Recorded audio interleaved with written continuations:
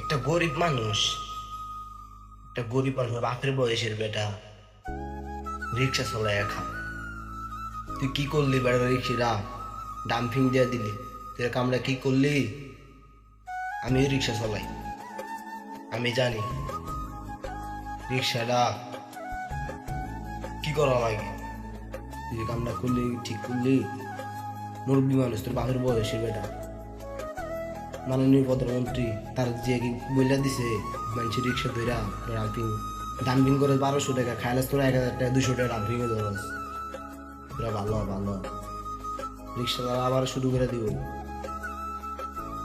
আসল না তোর বলাই তুই পুলিশ, এই পুলিশ বাংলাদেশের পুলিশ পুলিশ থাকার দরকার নেই। কেন আমার ভিডিওটা মাননীয় প্রধানমন্ত্রী যাদের পৌঁছায়, আপনারা বেশি বেশি করে শেয়ার করে দিবেন ভিডিওটা।